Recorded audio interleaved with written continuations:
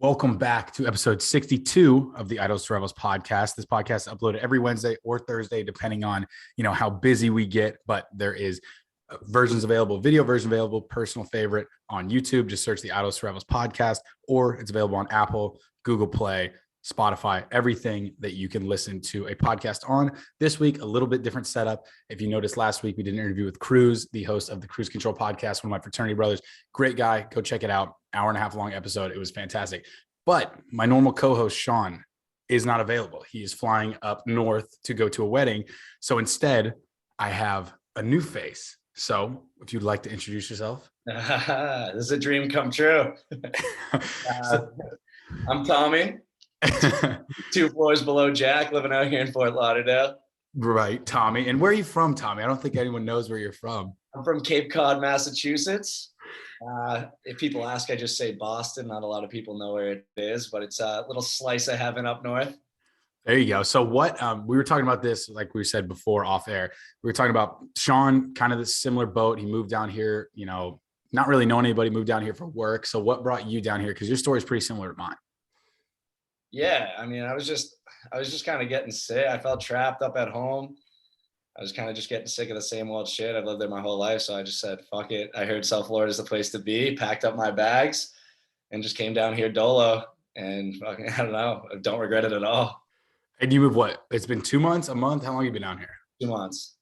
Fantastic. Yeah. So same sort of situation. It was kind of, pack up, send it, figure it out as soon as you get there. So, and that's what. Well, basically I was like, I got to get out of here. Looked up places, found society, didn't even tour it. They had a room available, booked a room, packed my bags. 2 weeks later, I'm down here. So you came out, did you have work before you came down here, or was it literally just a fucking Google search and it was gone? Yeah, like I didn't have the job lined up. Like I had my apartment before I had my job lined up. So I was like, that last week before I came down here, I already had put down my deposit. I'm like grinding, trying to find a place to live, a place to work. And then I found that job that, I had that just didn't work out, but paid the first month's rent. So we're chilling.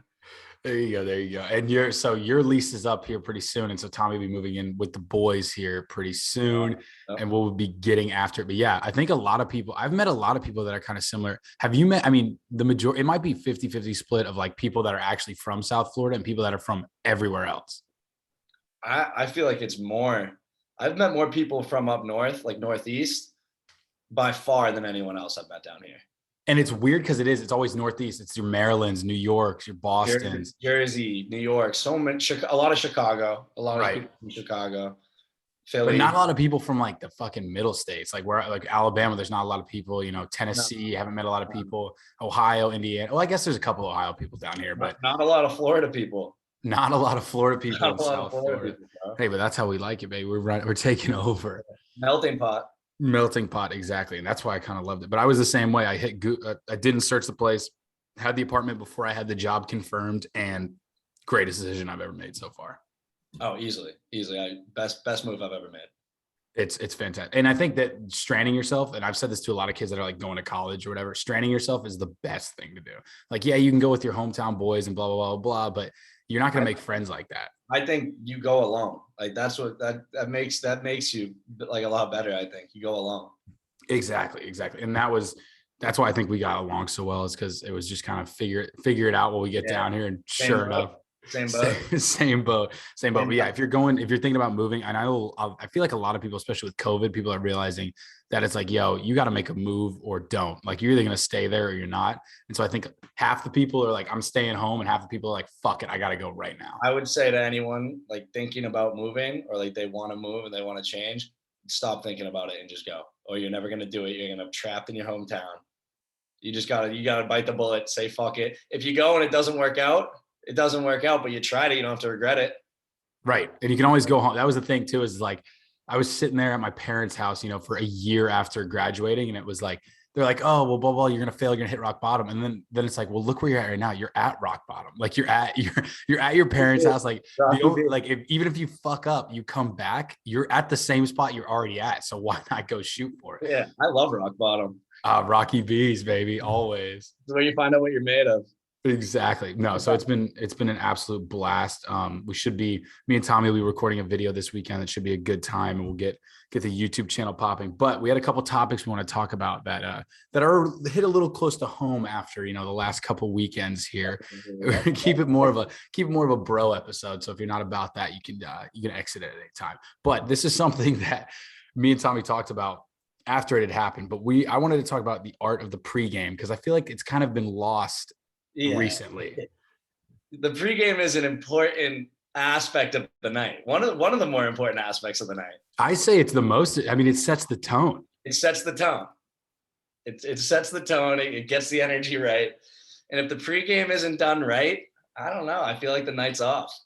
Right. And so there's like two. The whole night's off if the pregame isn't done right. Exactly. If everyone's not having fun, if people are like, yeah, I think I'm going to head home after, the biggest insult you can get as someone throwing a pregame, even being an attendee, is someone says, I'm going home after your pregame, you fucked it up.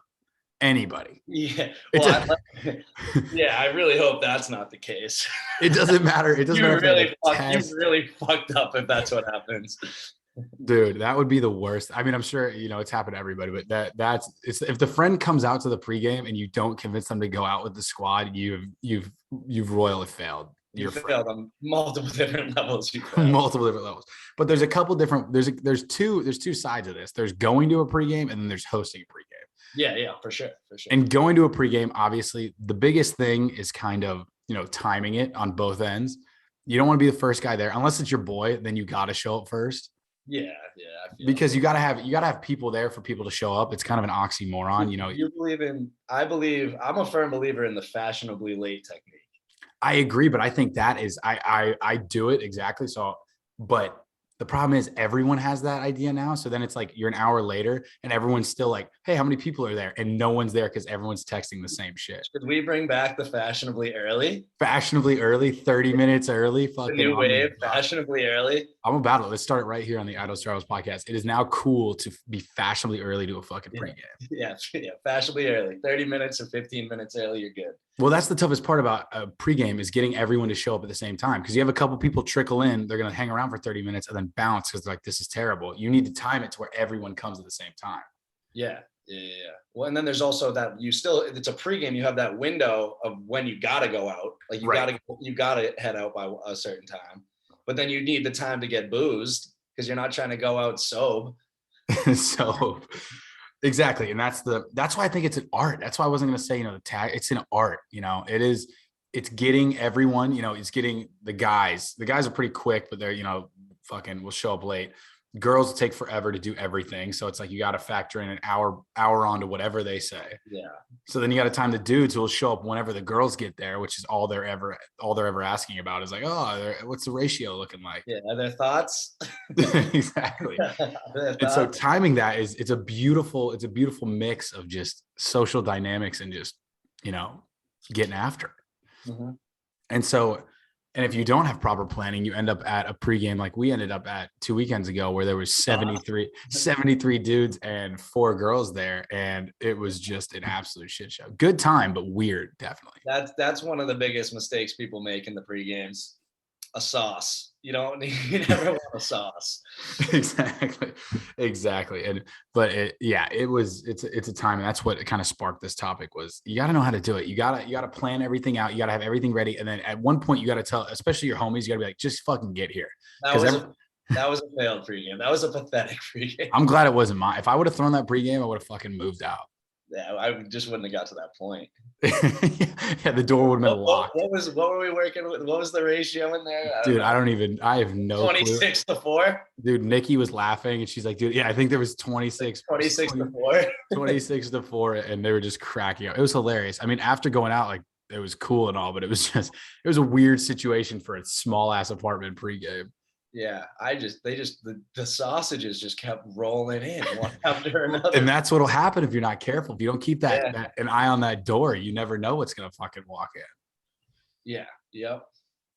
But it's one of those things, if you don't know, especially in college, you're pre-gaming every night, on a Monday after your exam, you're gonna be getting torched. So you just got to make sure you time it right, and you got to tell the close friends to show up early and just be there, because if there's not bodies there, then no one's coming through. For sure. I got a question for you. All right, so what do you think? What's the you're going to a pregame, like, so like the way we do, like we go out and we're buying drinks at the bar all night. Right. So what's your bevy? What's your pregame bevy? If you know you're going out and you're gonna be buying mixies all night, or you're gonna be buying your nooners, whatever. What's bev? What's the pregame bev? I think it depends. I mean, if we're going like full blown, like we're playing BP for a couple hours, obviously we'll hit the brews. But I'm just more of like let's get results. And it's funny. One of my friends said, I'm a result guy too. I'm a results guy. So one of my friends said this. He texted after just a wicked blackout of like 7 of us, and he was like, "Hey, you know that thing we tell each other at the beginning of the pregame where we're like, hey, let's get hammered here so we don't spend any more money at the bar? Never works. You just get more drunk at the bar." No, that never works. Never So works. I like to tell myself that lie. So I'll drink. I'll be at the shots. I'll be the one pouring shots, hanging out, and that's kind of where I fit in. I think vodka needs to be involved in the pregame. Shots need to be at the pregame. I agree. You always need like a 4'11" girl just screaming shots every 30 seconds. But you're right. You're right though. You can't have the mentality. I know. No matter how fucked up I get at the pregame, I'm spending the same amount of money I go every night. Exactly. I'm spending at least $150 every night when we go, just because fucking Fort Lauderdale is fucking expensive. That's the worst too. I wish if I could change one thing, it'd be the prices of alcohol, dude. It's ridiculous, bro. What I used to spend in a weekend, like Friday, Saturday, Sunday, is now a Friday night. Some joints got like the nice little happy hour where you can get like the cheap like vodka soda, but it's rare. Dude. The problem is happy hours are during the weekday. It's like today, like Thursday, happy hours are till 8:00 today. And then it's like, well, we got work tomorrow. Well, some of us do. Half the people in South Florida don't, which respect to them. I wish I was in that boat, but no, it's crazy expensive, but that's my drink. What's your move? Where are you fitting in the ecosystem of a pregame? What's your role? Yeah. My pregame bev. So I think usually like if we're gonna go to a pregame, usually we'd roll together. And I feel like the way to kind of do it is like we did last. You get a bottle for the boys, like your little squad you're rolling up. So you pour shots, you give thoughts shots, obviously, to handle some shots, and then have like a couple sippers, or just bring a little chaser in a cup and just make a couple mixies. Exactly. And I think you can't show up empty-handed to a pregame. No, you gotta be dishing. If you got a bottle, just dish it around. Whatever. Exactly. Whatever you bring to a pregame. And I also hated this, and I never did this, even if I spent my whole like all my money I had in college on a bottle or whatever for the weekend. You can't go back the next day and ask for the bottle back. I don't care. I don't care if you brought your fucking Grey Goose from your 21st birthday and you brought it to a pregame. You bring it to a pregame, you fucking leave it at the pregame. I think I've only experienced that situation a couple of times where like back at school, like people would leave shit at my place and then hit me up for it. And we'd have people walk to our apartment, knock on the door. I think it was baffled, bro. Baffled. Dude, and it's like, they're like, hey, can I get I left my Svedka like under this thing. And I'm like, I left my bottle of Goose. It's like, dude, relax. It's like, A, it's probably gone because we came back here and polished off whatever was left. And B, it's like, like, why would you come back to get, like, if you bring it, it's going to be gone. And if it's not gone, it's theirs now. And you can go back and drink it when you're over there. But I think that's the real walk of shame. Like you're actually dead broke. If it's a Saturday morning, you're so broke that you need that bottle to go out again. You need your quarter of a bottle. You need your little. You're this much vodka, and you got to drink it in one sip at 7:30 just so you're good to go for the night.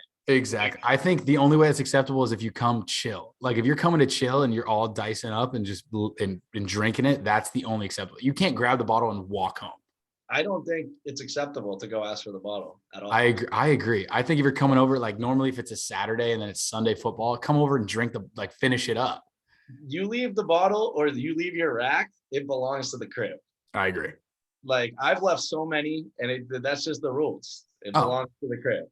The best is when you buy like a 30 rack of Natty, you throw it in the fridge and then you crack like 2 of them and you showed up late and they're like, all right, let's go. And then you're like, fuck. So you put like 3 in your pocket and you're like, well, that thing's gone. They made out. Yeah, come up for them.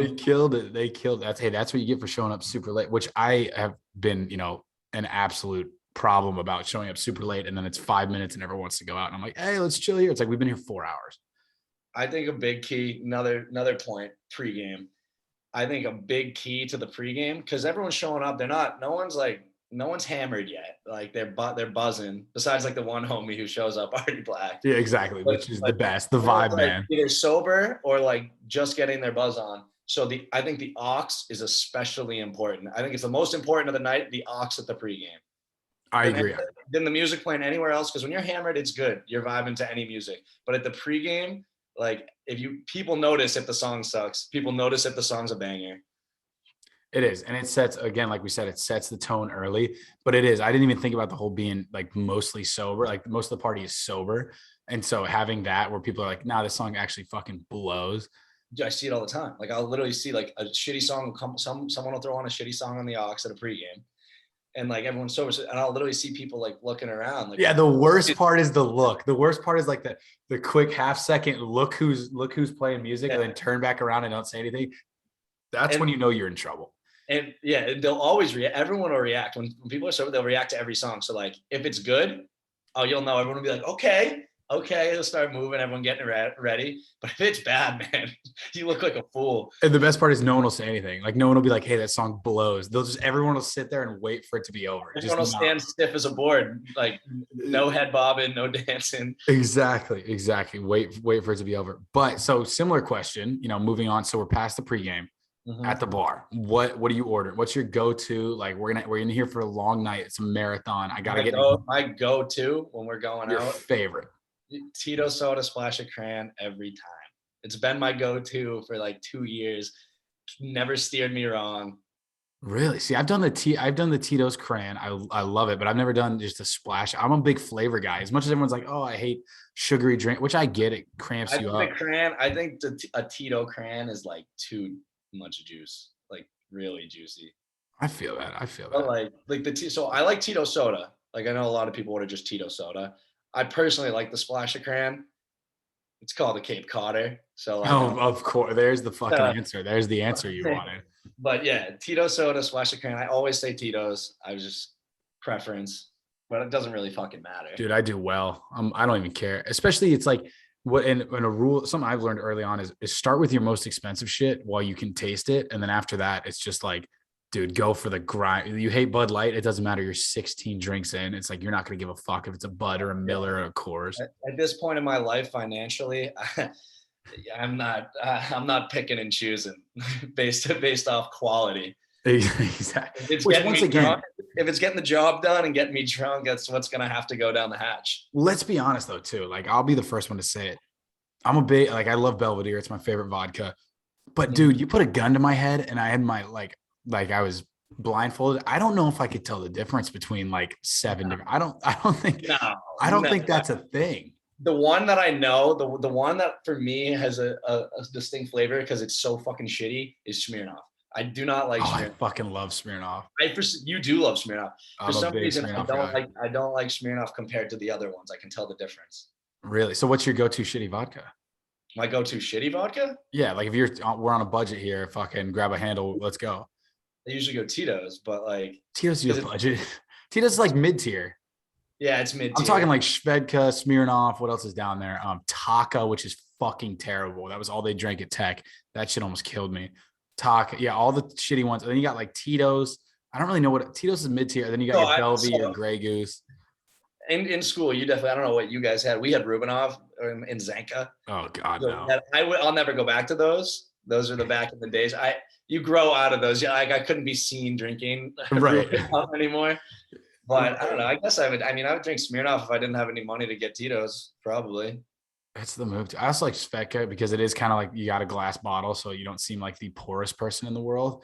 And I think dude, once you're down there, once you like look, when you're in your liquor store and you just go to the bottom and you're just like looking for shit, it's all the same down there, down in the slums. Yeah, the best place on earth, bro. Bottom shelf, dude. Rocky B. The bottom shelf has given me a lot of good times. I agree. Fuck it. I think the only thing that I did here, because I gave this point to somebody else talking about, expensive drinks that really doesn't change much, in the grand scheme of things, was the hangovers.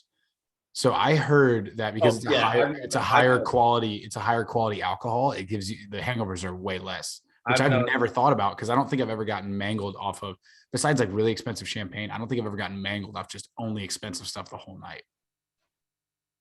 I've noticed before, like, I've never had a night where I'm just drank just really expensive wine all night, so I wouldn't know if that gives you a hangover. But the worst hangovers I've ever had have been wine bag nights. Oh yeah.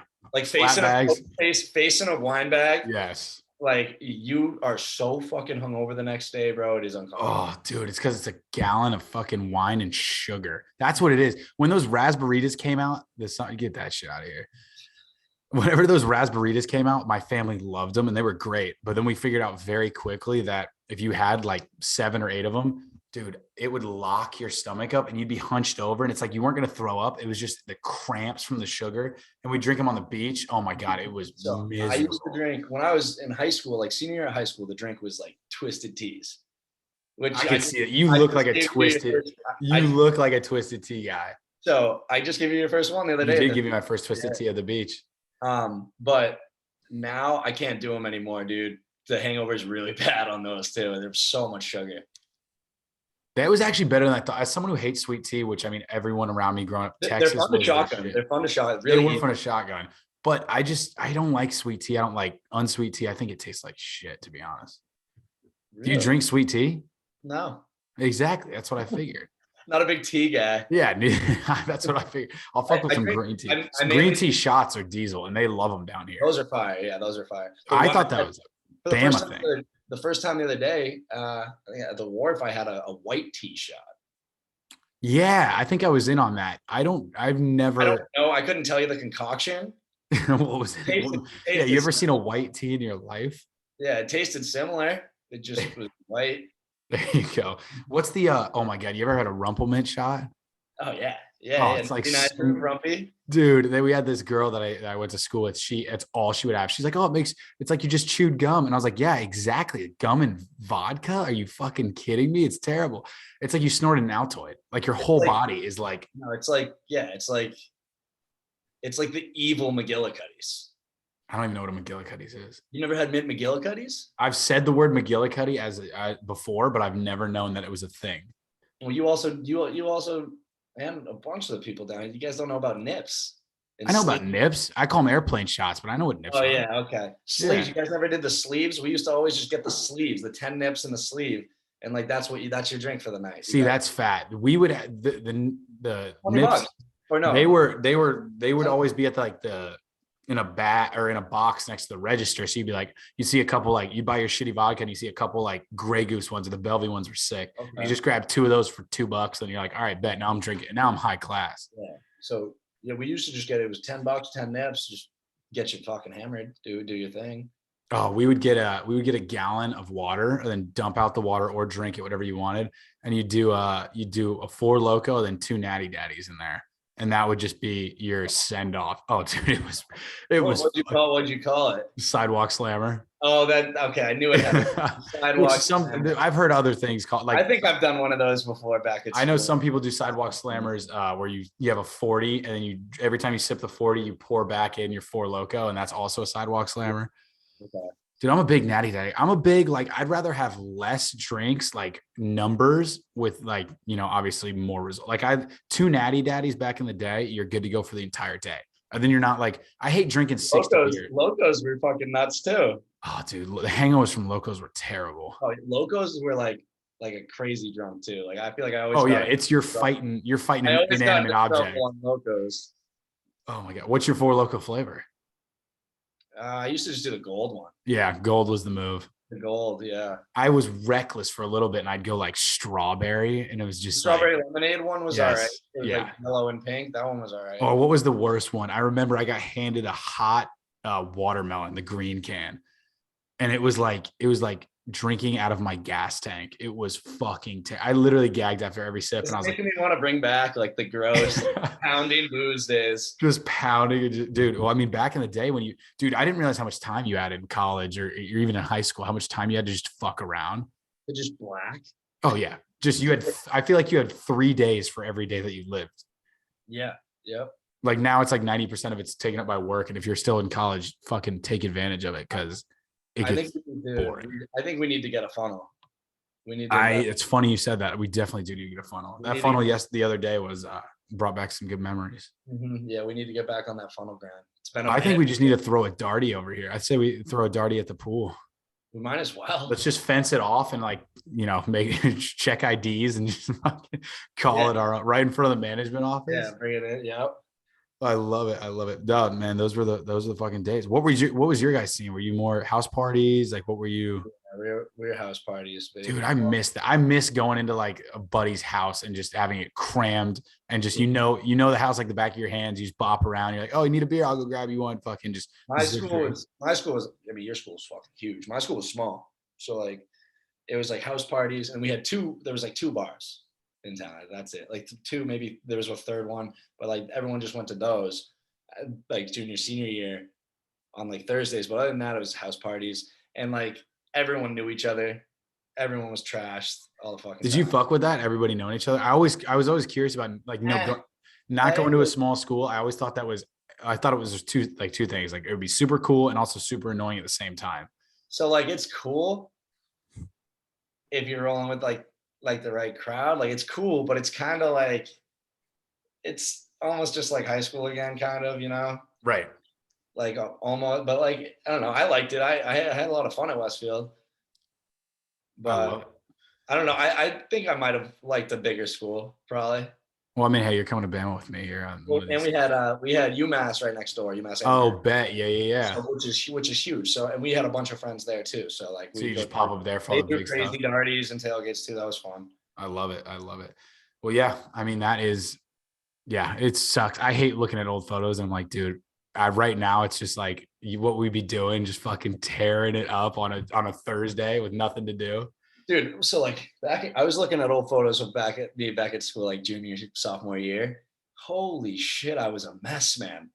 Oh yeah, 100%. I was like, Jesus Christ, like you were down bad, like just hurting, like. Oh yeah.